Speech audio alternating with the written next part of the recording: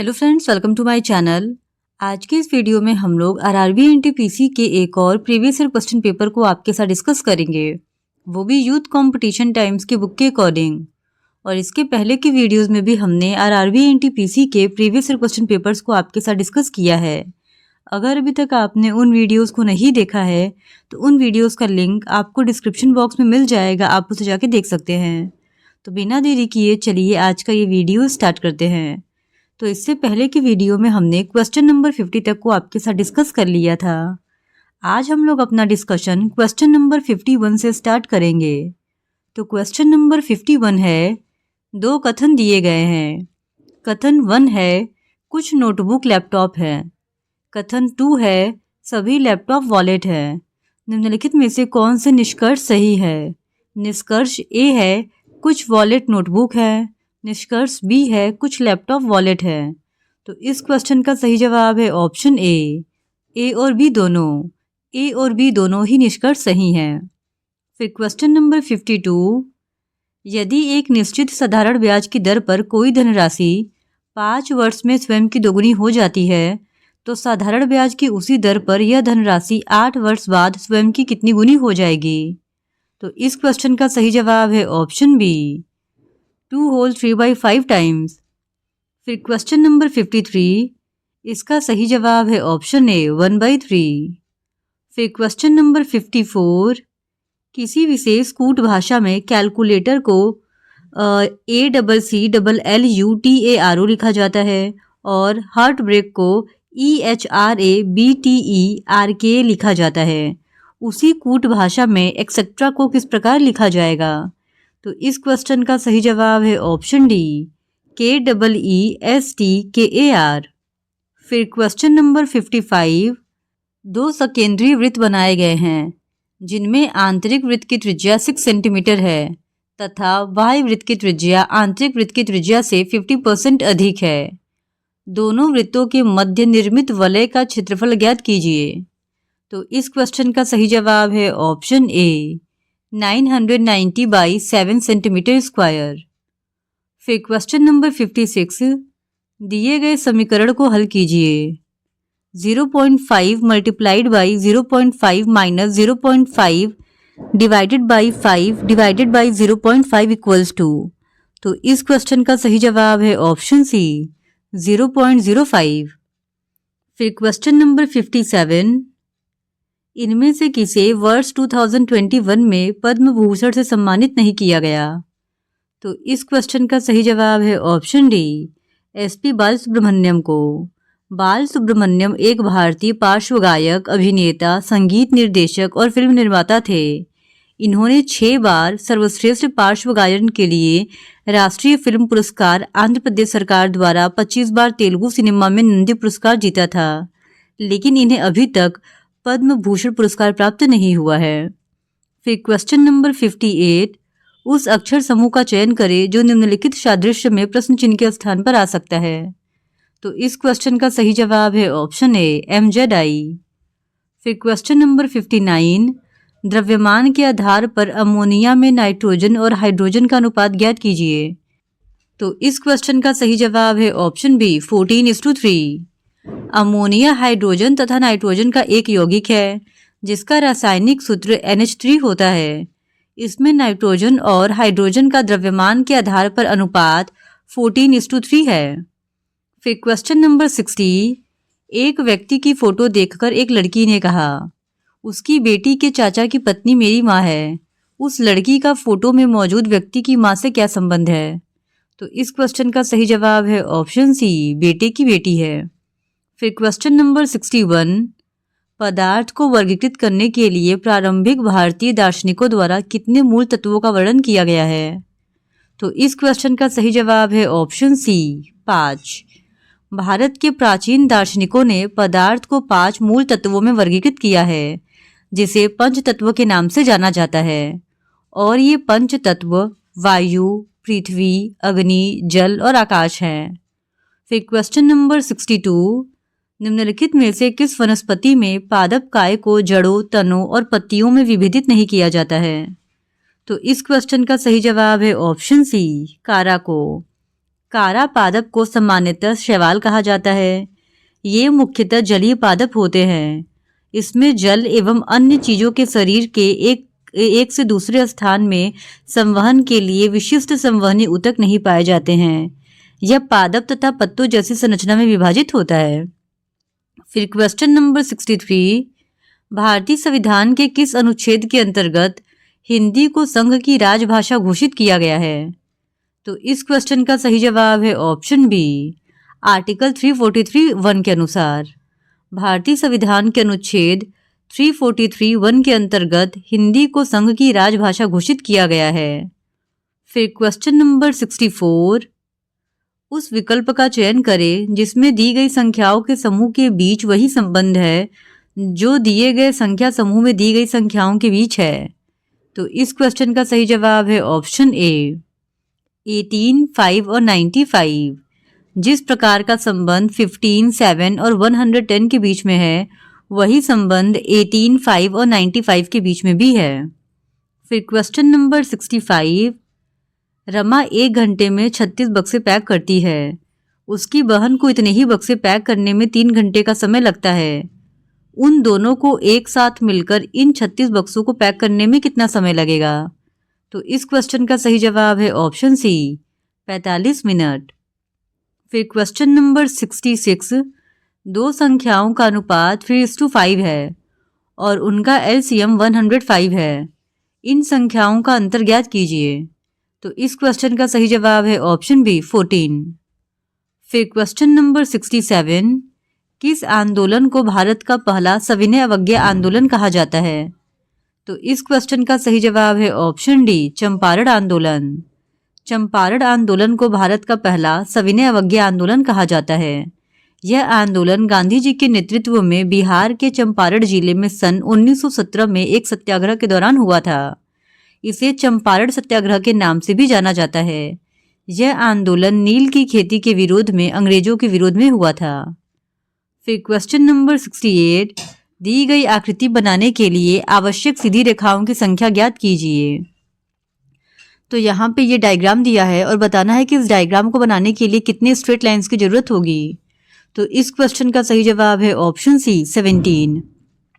फिर question number 69, एक व्यक्ति अपनी पूंजी का 1/4 हिस्सा साधारण ब्याज की 3 होल 1/2% दर पर, 1/3 हिस्सा 7 होल 1/2% दर पर और शेष हिस्सा 8% दर पर निवेश करता है।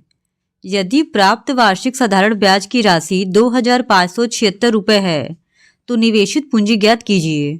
तो इस क्वेश्चन का सही जवाब है ऑप्शन बी, 38,400। फिर क्वेश्चन नंबर 70, निम्नलिखित का मान ज्ञात कीजिए। तो इस क्वेश्चन का सही जवाब है ऑप्शन सी, 1/3। फिर क्वेश्चन नंबर 71, 156, 455 और 1183 का एचसीएफ ज्ञात कीजिए।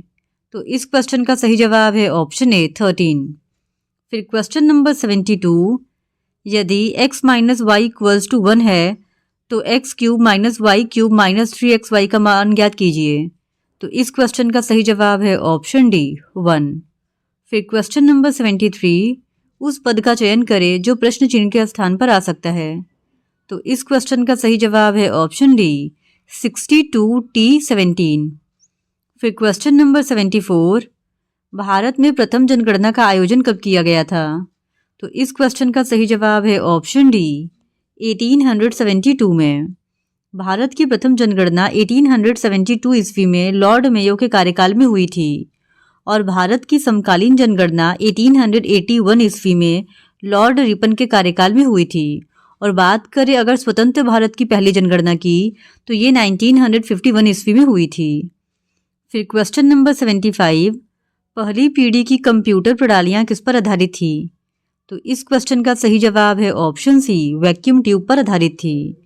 पहली पीढ़ी का काल 1946 से लेकर 1959 तक था और पहली पीढ़ी के कंप्यूटरों ने सीपीयू के लिए मेमोरी और परिपथ के लिए बुनियादी घटकों के रूप में वैक्यूम ट्यूब का इस्तेमाल किया था। फिर क्वेश्चन नंबर 76, भारतीय स्वतंत्रता संग्राम के दौरान हुई निम्नलिखित घटनाओं को कालानुक्रमिक क्रम में व्यवस्थित करें। पहला, नमक सत्याग्रह। दूसरा जलियांवाला बाग हत्याकांड, तीसरा भारत छोड़ो आंदोलन और चौथा असहयोग आंदोलन। तो इस क्वेश्चन का सही जवाब है ऑप्शन ए, यानी सबसे पहले होगा जलियांवाला बाग हत्याकांड जो कि 13 अप्रैल 1919 को हुआ था। फिर होगा चौथा असहयोग आंदोलन जो कि 1 अगस्त 1920 ईस्वी को हुआ था। फिर होगा पहला नमक सत्याग्रह जो कि 12 मार्च 1930 को हुआ था। और सबसे अंत में होगा तीसरा भारत छोड़ो आंदोलन जो कि 8 अगस्त 1942 को हुआ था। फिर क्वेश्चन नंबर 77, यदि साधारण ब्याज की वार्षिक दर को 8% से बढ़ाकर 12 होल 1/2% किया जाता है तो एक व्यक्ति की ब्याज से होने वाली वार्षिक आय में 369 रुपये की वृद्धि होती है। उसके द्वारा निवेश किया गया मूलधन ज्ञात कीजिए। तो इस क्वेश्चन का सही जवाब है ऑप्शन बी, 8,200 रुपये। फिर क्वेश्चन नंबर 78, इनमें से किस संस्थान को परमाणु एवं त्वरक प्रौद्योगिकी पर आधारित अनुसंधानों के क्षेत्र में शामिल संस्थानों की जननी माना जाता है? तो इस क्वेश्चन का सही जवाब है ऑप्शन ए, भाभा एटॉमिक रिसर्च सेंटर यानी भाभा परमाणु अनुसंधान केंद्र को।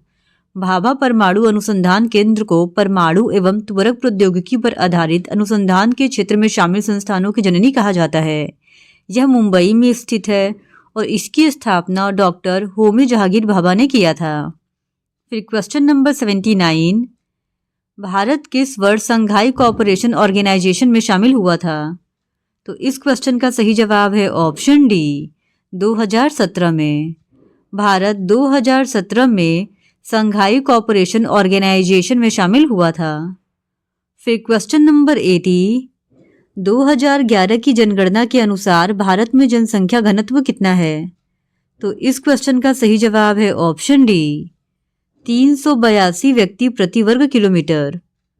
फिर क्वेश्चन नंबर 81, यदि 19 पुस्तकों का क्रय मूल्य 25 पुस्तकों के विक्रय मूल्य के बराबर हो तो प्रतिशत हानि ज्ञात कीजिए। तो इस क्वेश्चन का सही जवाब है ऑप्शन सी, 24%। फिर क्वेश्चन नंबर 82, 4 अंकों की वह बड़ी से बड़ी संख्या ज्ञात कीजिए जो 18, 25, 45 और 55 से पूर्णतः विभाज्य हो। तो इस क्वेश्चन का सही जवाब है ऑप्शन बी, 9,900। फिर क्वेश्चन नंबर 83, 2 पुरुष और 3 महिलाएं 7 दिन में 49 रुपये कमा सकते हैं। 3 पुरुष और 6 महिलाएं 8 दिन में 96 रुपये कमा सकते हैं। एक पुरुष और एक महिला को 27 रुपये कमाने में कितना समय लगेगा? तो इस क्वेश्चन का सही जवाब है ऑप्शन बी, 9 दिन। फिर क्वेश्चन नंबर 84, अंतर्राष्ट्रीय योग दिवस किस तिथि को मनाया जाता है? तो इस क्वेश्चन का सही जवाब है ऑप्शन बी, 21 जून को। अंतर्राष्ट्रीय योग दिवस 21 जून को मनाया जाता है और पहला योग दिवस 21 जून 2015 को मनाया गया था। फिर क्वेश्चन नंबर 85, यदि आयत की प्रत्येक भुजा की लंबाई में 25% की वृद्धि की जाए तो उसके क्षेत्रफल में होने वाली वृद्धि ज्ञात कीजिए। तो इस क्वेश्चन का सही जवाब है ऑप्शन सी, 56 होल 1/4%। फिर क्वेश्चन नंबर 86, पाई चार्ट का अध्ययन करें और दिए गए प्रश्न का उत्तर दें। पाई चार्ट विभिन्न दैनिक गतिविधियों में लगने वाले घंटों की संख्या को दर्शाता है। एक दिन में कुल 24 घंटे होते हैं। तो यहाँ पे एक पाई चार्ट दिया गया है और इस पाई चार्ट में दिन भर में जितनी भी एक्टिविटीज़ हुई हैं उनको दर्शाया गया है। अब क्वेश्चन ये है कि दिन का कितना हिस्सा स्कूल और अन्य गतिविधियों में बिताया जाता है? तो इस क्वेश्चन का सही जवाब है ऑप्शन ए, 3/8। फिर क्वेश्चन नंबर 87, पाई चार्ट का अध्ययन करें और दिए गए प्रश्न का उत्तर दें। पाई चार्ट विभिन्न दैनिक गतिविधियों में लगने वाले घंटों की संख्या को दर्शाता है और एक दिन में कुल 24 घंटे होते हैं। तो यहाँ भी वही सेम पाई चार्ट दिया है और इस पाई चार्ट को देखकर पूछे गए क्वेश्चन को सॉल्व करना है। तो क्वेश्चन है कि सोने से संबंधित केंद्रीय कोण का माप ज्ञात कीजिए। तो इस क्वेश्चन का सही जवाब है ऑप्शन ए, 120 डिग्री। यहाँ पे सोने का जो केंद्रीय कोण है उसका माप ज्ञात करना था। फिर क्वेश्चन नंबर 88, पाई चार्ट का अध्ययन करें और दिए गए प्रश्न का उत्तर दें। पाई चार्ट विभिन्न दैनिक गतिविधियों में लगने वाले घंटों की संख्या को दर्शाता है। एक दिन में कुल 24 घंटे होते हैं। तो यहाँ पे एक और प्रश्न दिया है कि एक दिन में खेलकूद के लिए बिताए जाने वाले घंटों का प्रतिशत कितना है। तो इस क्वेश्चन का सही जवाब है ऑप्शन सी 12.5%। यहाँ पे खेल कूद के लिए 12.5% जो टाइम है वो दिया जा रहा है दिन का। फिर क्वेश्चन नंबर 89, पाई चार्ट विभिन्न दैनिक गतिविधियों में लगने वाले घंटों की संख्या को दर्शाता है। एक दिन में कुल 24 घंटे होते हैं। अब यहाँ पे क्वेश्चन ये है कि यदि कोई छात्र अन्य गतिविधियों के लिए 2 घंटे के बजाय 4 घंटे समर्पित करता है और स्कूल व खेलकूद की गतिविधियों में से प्रत्येक में से 1 घंटा कम करता है, तो स्कूल के घंटों में लगभग कितने प्रतिशत की कमी होगी। तो इस क्वेश्चन का सही जवाब है ऑप्शन सी 14% की। फिर क्वेश्चन नंबर 90, दिए गए कथन पर विचार करें और बताएं कि दी गई धारणाओं में से कौन सी कथन में निहित है। कथन है कर चोरी से निपटने के लिए सख्त सरकारी नीति लागू की जानी चाहिए। निष्कर्ष है धारणा है बहुत से लोग समय पर अपने कर जमा करते हैं। धारणा 2 है जिनकी आय बहुत अधिक है वे समय पर कर जमा नहीं करते हैं। तो इस क्वेश्चन का सही जवाब है ऑप्शन ए, न तो धारणा 1 और न ही 2 निहित है। फिर क्वेश्चन नंबर 91, दिए गए 4 अक्षर युग्मों में से किन्हीं 3 में पहला अक्षर दूसरे अक्षर से एक निश्चित तरीके से संगत है। असंगत अक्षर युग्म की पहचान कीजिए।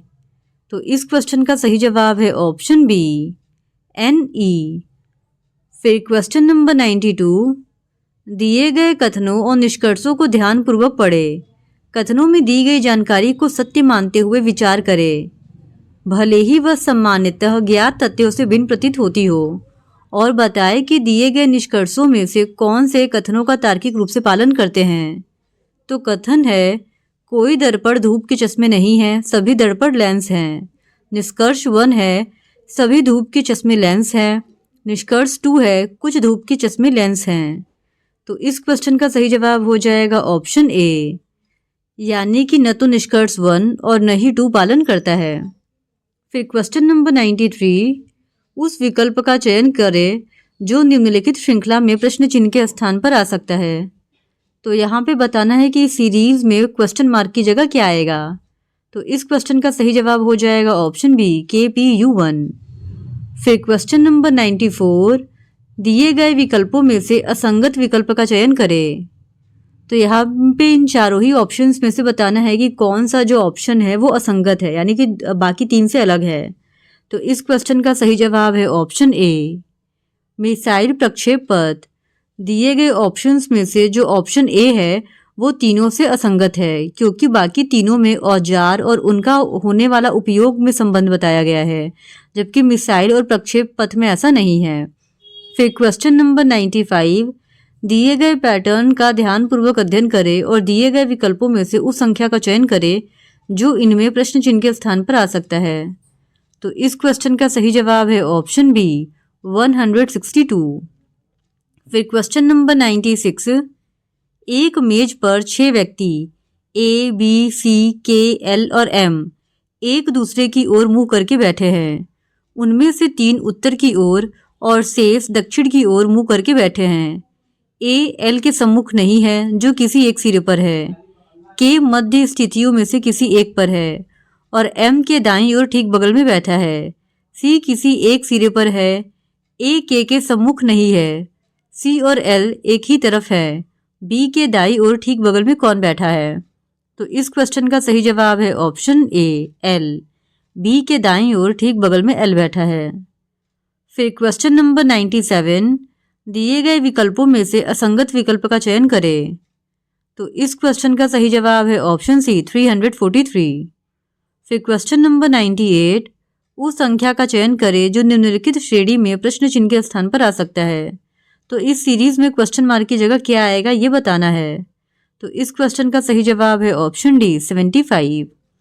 फिर क्वेश्चन नंबर 99, 7.17 घंटों को घंटे, मिनट और सेकंड में लिखिए। तो इस क्वेश्चन का सही जवाब है ऑप्शन बी 7 घंटे 10 मिनट और 12 सेकंड। फिर question number 100, A, B, C, D, E और F एक गोल मेज पर केंद्र की ओर मुंह करके बैठे हैं, जहां C A का निकटतम पड़ोसी नहीं है, बी सी के दाईं ओर ठीक बगल में है।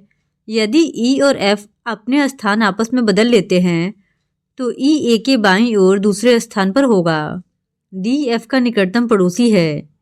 यदि डी और ई अपने स्थान आपस में बदल लेते हैं तो बी के बाईं ओर दूसरे स्थान पर कौन होगा? तो इस क्वेश्चन का सही जवाब है ऑप्शन बी, डी। तो इस प्रकार आज के इस वीडियो में हमने आरआरबी एनटीपीसी के एक और प्रीवियस ईयर क्वेश्चन पेपर को आपके साथ डिस्कस कर लिया है। और अगर आप आरआरबी एनटीपीसी के इसी तरह और भी प्रीवियस ईयर क्वेश्चन पेपर्स को देखना चाहते हैं तो please do subscribe to my channel and like this video. Thank you very much.